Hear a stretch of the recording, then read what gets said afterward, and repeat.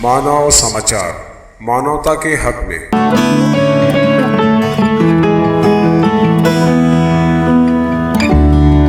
कल बरोज पीर 28 मार्च को पड़ोसी शहर धुलिया में वहां के एमएलए डॉक्टर फारूक शाह ने 11 जोड़ों के निकाह की बाबरकत मजलिस का इनेकाद किया था। इस प्रोग्राम में 11 में से 9 जोड़े का ताल्लुक मुस्लिम समाज से था, जबकि 2 जोड़ों का ताल्लुक गैर मुस्लिम समाज से था। यहाँ हिंदू और मुस्लिम इत्तेहाद की बेहतरीन मिसाल देखने को मिली है। आपको ये भी बताते चले कि यहाँ मजलिसी एमएलए डॉक्टर फारूक शाह के फर्जंद का भी निकाह अमल में आया। मालूम हो कि इस प्रोग्राम में शिरकत के लिए मालेगांव शहर के मकबूल न्यूज़ चैनल मानव समाचार के डायरेक्टर अनवर खान को बिलखुसूस मदऊ किया गया। इस प्रोग्राम में इनका भी वालेहाना इस्तकबाल किया गया।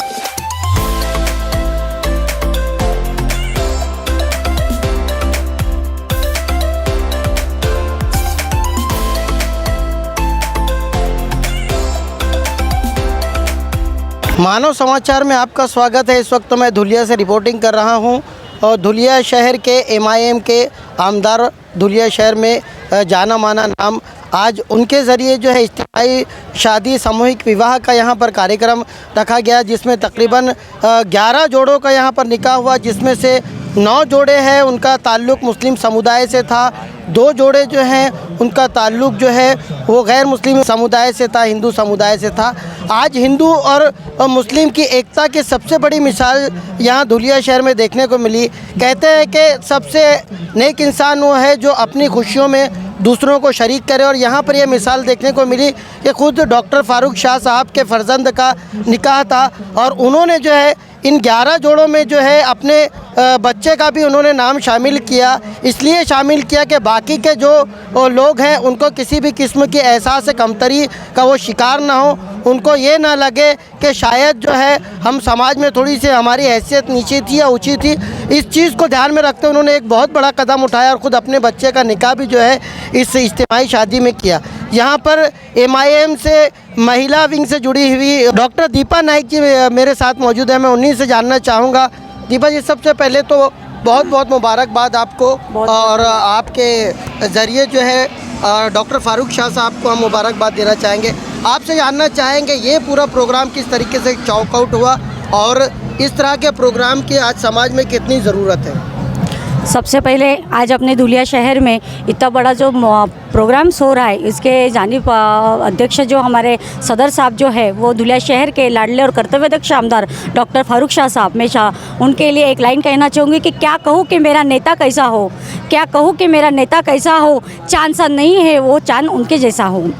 आज आप सब लोग देख रहे हैं, आप सब इस बात के गवाह भी हैं। हम मुस्लिम जो समुदाय की, अल्पसंख्यक समुदाय की जोड़े 9 जोड़े हैं और हिंदू समाज के 2 जोड़े हैं, उसमें एक दलित समाज का भी है।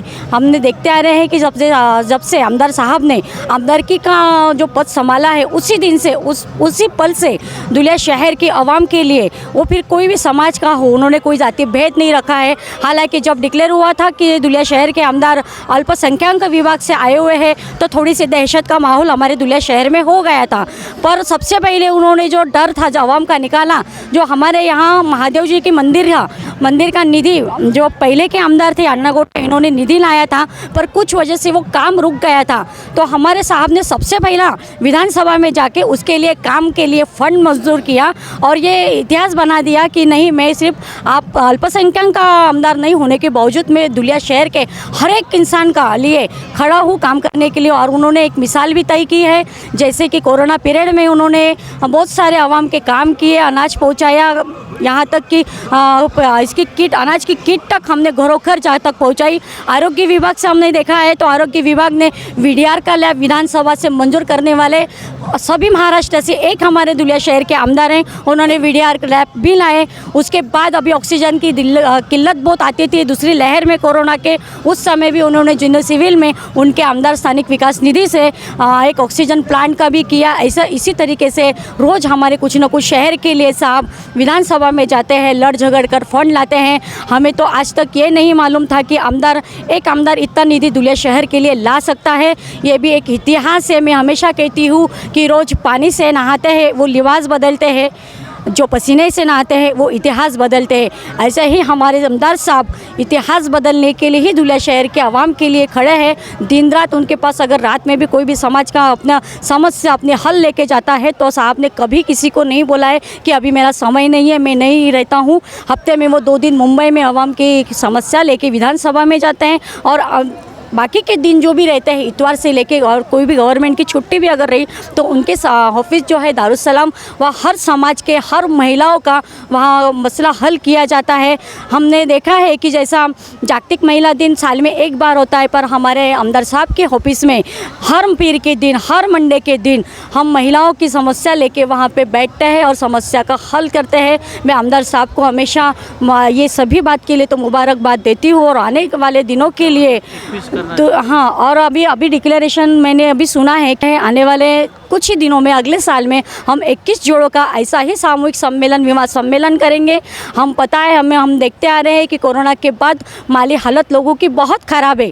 ऐसे हालातों में गरीब बाप एक अपनी बेटी की शादी किस तरीके से करता है।